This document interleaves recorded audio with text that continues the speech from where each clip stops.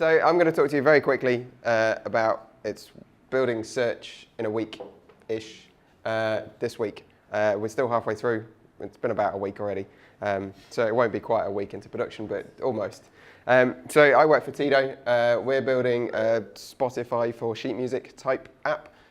We started off with 3 volumes. It took us a load of time to get to 3 volumes. We've now got 1,000 pieces, a bunch of stuff. You can find La La Land, loads of stuff. The problem is that actually you can't find it. This is what my hypothesis is anyway. So our current database, we're running on DynamoDB. I don't know if anyone else using DynamoDB? 1, you work with me. 2, yeah, it's not that common. It's really cool. If you're using nodes, I recommend a really good module.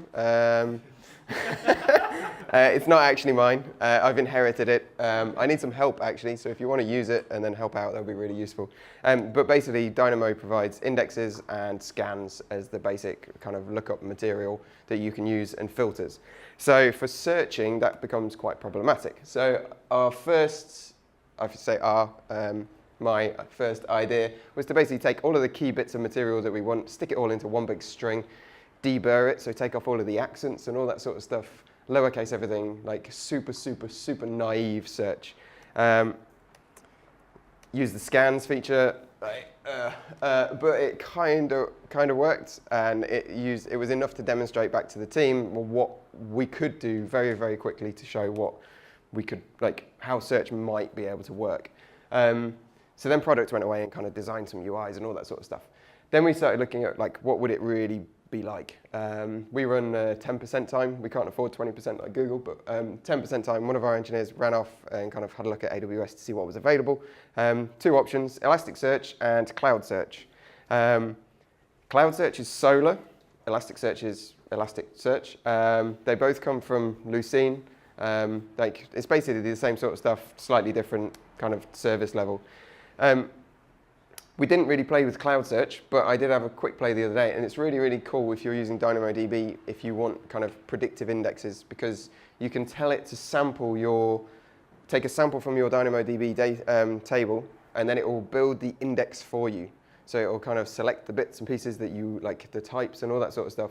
And bear in mind that DynamoDB is a completely kind of just throw anything at it database, complete document, anything could be in there, and it will build the indexes off that for you, which is quite nice. So like this. It's not great because I'm not entirely sure what this field is at the bottom here, just I. It's most of the stuff is in there.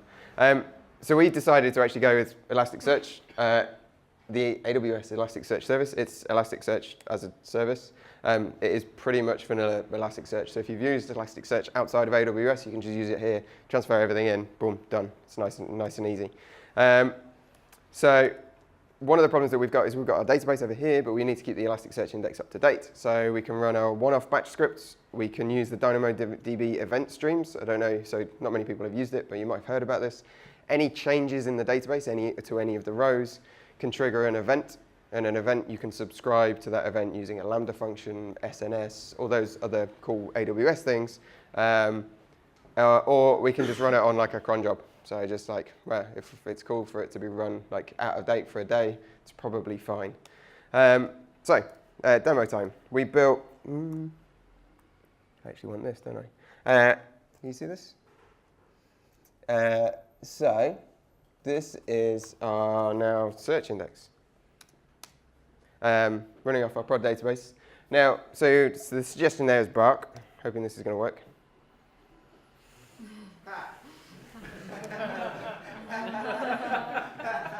So, I did put this talk together, but like while I was sat there. So I have prepared some predefined searches at the top.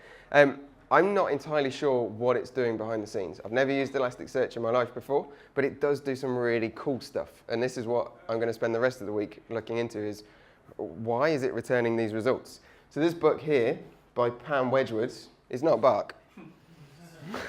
There is nothing in there that says Bark, but there is something clever going on here. And I need to find out what that is. But it does do some nice stuff. I can never remember how to spell Tchaikovsky. I'm not a classical musician. I know that this guy existed. I know it kind of feels a bit like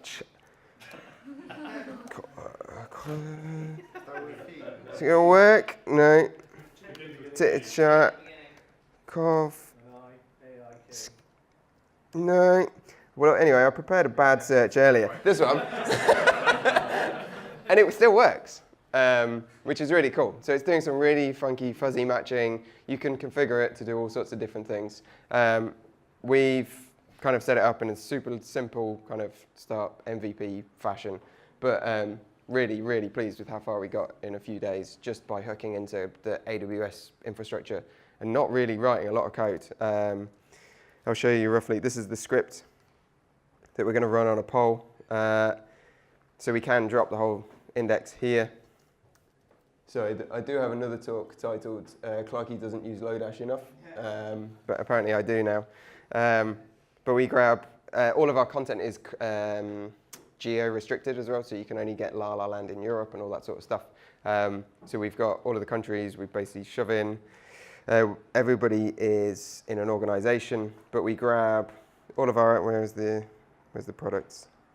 Yeah, so we grab all of the organizations, we grab all of our products from the database. So that's one scan. Rather than doing that on every single search, we now do that once a day to grab everything. Limits the number of hits to our database. We then massage it with all of this stuff, and then we throw it in. This is a bit of a funkiness because I was getting timeouts on Elasticsearch. But again, MVP. Throw it all into Elasticsearch using we had a bit of a problem with the security. So we used HTTP. I can't find it. Oh, it's wrapped up in the service. You have to kind of sign all of the URLs if you want to make Elasticsearch service safe on AWS. Safe. So that was a bit of a funkiness that we had to kind of get through. And then throw it all in and display a summary. And that's basically it. Any questions?